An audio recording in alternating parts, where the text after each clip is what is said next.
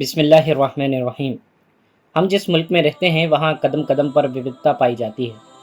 एक ही मोहल्ले में अलग अलग जाति और धर्म के लोग सदियों से रहते आ रहे हैं। हालांकि कुछ एकता और अखंडता विरोधी ताकतों के दुष्प्रचार के नतीजे में देखने को मिल रहा है कि अब लोग एक दूसरे से असुरक्षित महसूस करते हुए अपने धर्म के मानने वालों के साथ या अलग मोहल्ले बनाकर रहना पसंद कर रहे हैं। फिर भी देश की बड़ी आबादी अभी भी एक साथ रहती है। हर मोहल्ले में विभिन्न धर्म के रहने वालों के साथ उनके धार्मिक स्थल भी मौजूद होते हैं। आमतौर पर हिंदू मुस्लिम आबादी जहाँ भी एक साथ रहती है, वहाँ मंदिर मस्जिद की मौजूदगी आम बात है। आमतौर पर यह देखा गया है कि लोग एक दूसरे के साथ सदियों से रहते हैं, लेकिन एक दूसरे के धार्मिक स्थलों और पूजा पद्धति से अनजान हैं। जब भी किसी धार्मिक स्थल के बारे में कोई अफवाह या गलत जानकारी फैलाई जाती है, तो उसके पीछे सबसे बड़ा कारण तो विभाजनकारी नीति और भ्रम होता है, लेकिन इसके साथ ही आम लोगों में मौजूद जानकारी की कमी भी इसका एक बड़ा कारण है। मंदिर हो या मस्जिद, ये सभी एक पवित्र स्थान है जहाँ व्यक्ति या व्यक्तियों का समूह अपनी धार्मिक आस्था के अनुसार ईश्वर की उपासना इबादत करते हैं। किसी भी प्रकार का दुष्प्रचार इन धार्मिक स्थलों की पवित्रता को भंग नहीं कर सकता। एकता और अखंडता विरोधी ताकतें इन पवित्र स्थानों में जाने वाले लोगों की भावना से तो खेल सकते हैं, लेकिन इन पवित्र स्थानों की पवित्रता पर इनके दुष्प्रचार और दुश्मनी का कोई असर नहीं होता। मस्जिद क्या है? मस्जिद अरबी भाषा के शब्द सजदा से बना है, जिसका अर्थ है अल्लाह ईश्वर के समक्ष झुकना या अपने आप को अल्लाह ईश्वर के आगे समर्पित कर देना। इसके अनुसार वह जगह जहाँ सजदा किया जाता हो, उस जगह को मस्जिद कहा जाता है। दुनिया की सबसे पहली मस्जिद सऊदी अरब स्थित मक्का शहर में मौजूद है, जिसे मस्जिद अल हराम कहा जाता है, जिसका हिंदी अर्थ है पवित्र मस्जिद। हमारे मुल्क हिंदुस्तान में 1 लाख से ज़्यादा मस्जिदें हैं, जिनमें हर रोज़ 5 वक्त नमाज अदा की जाती है। मस्जिद में क्या होता है?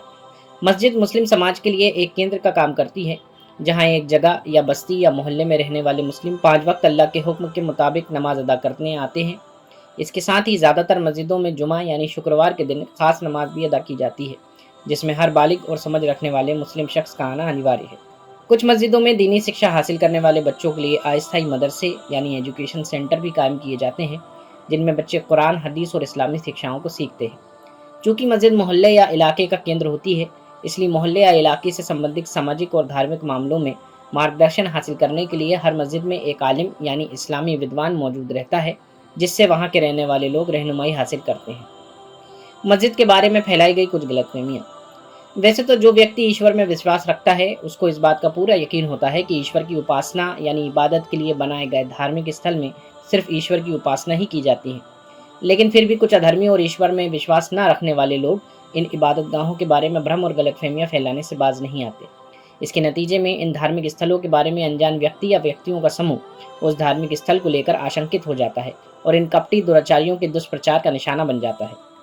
मस्जिदों के बारे में प्रमुखता से एक दुष्प्रचार किया जाता है कि मस्जिदों में मुसलमान युद्ध की तैयारी करने जाते हैं। ये इतनी ज़्यादा हास्यास्पद बात है कि इसके बारे में बोलते हुए भी हंसी आती है। मस्जिद अल्लाह ईश्वर का घर होती है। मस्जिद में अल्लाह के हुक्म के मुताबिक उसकी इबादत की जाती है।